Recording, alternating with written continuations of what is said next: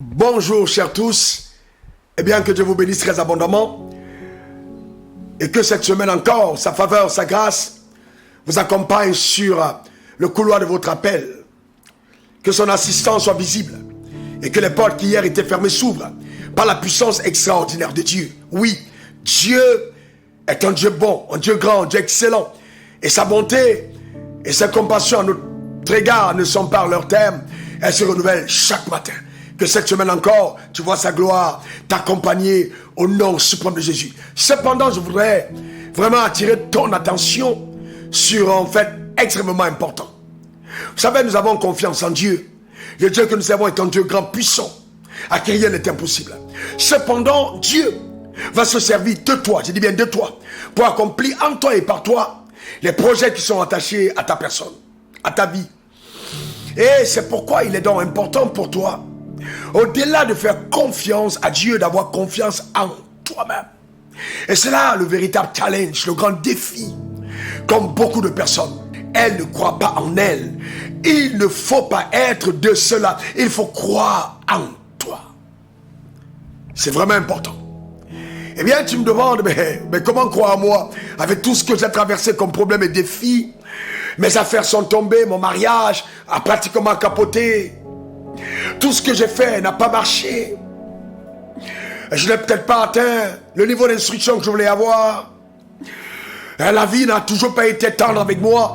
Je ne suis pas né avec une cuillère en or dans la bouche. Eh bien, laisse-moi te dire que tout ça, ce ne sont que des excuses qui ne tiennent pas le coup devant la ténacité, devant la détermination que devrait avoir toi, ta personne, dans le cœur. Car n'oublie pas, cette vie-là, seuls ceux qui n'ont pas appris à abandonner sortent vainqueurs, car ceux qui abandonnent ne sont jamais vainqueurs. Même Dieu n'a pas réussi du premier coup. Donc, écoute, relève-toi à l'intérieur de toi-même. N'essaye pas d'avoir pitié de toi-même. Non, tu n'es pas au hasard. Il faut être déterminé. Il faut croire que Dieu est encore capable par ta vie d'accomplir des choses extraordinaires. Oui, de toi, l'extraordinaire est capable de germer. Prends le contrôle de ta vie. N'accepte aucun compromis. Oui, le Dieu qui est avec toi fera des choses incroyables. Et les gens qui ont misé sur ton échec seront étonnés de voir que oui, de cette personne dont tout le monde avait dit c'est terminé, c'est fini, elle ne sera plus jamais rien. Et bien soudainement, on verra une intervention spectaculaire qui sera engendrée par ta foi au travers d'une détermination ferme. Car quand ta foi dit oui, même Dieu ne dira pas non. Dieu a dit qu'il te soit fait selon ta foi. Crois en toi. Crois en tes rêves. Pense à ceux qui t'ont précédé. Pense à Abraham qui a attendu 25 ans dont le corps était déjà usé. Il a dû avoir confiance en lui-même. Et de ce corps usé, naquit une multitude de fils. Pense à Joseph, qui a été accusé injustement, qui a été mis en prison. Mais oui, il est sorti de là du jour au lendemain. De la prison, il est allé au palais. Il a occupé le poste de premier ministre. Dieu est capable en une seule nuit de changer radicalement le cours de ton histoire. Écoute. Les gens ont peut-être oublié. Ils t'ont peut-être oublié. Tu as rendu des services aux gens, mais eux, ils t'ont oublié. Comme on a oublié Joseph. Mais n'oublie pas, Dieu ne t'a pas oublié. Et il saura provoquer une circonstance favorable pour déclencher dans ta vie un cycle que personne ne pourra arrêter. Je suis en train de prophétiser sur ta vie une saison nouvelle, une saison de témoignages, une saison de gloire, une saison de rayonnement, une saison de victoire. Ne regarde pas en arrière.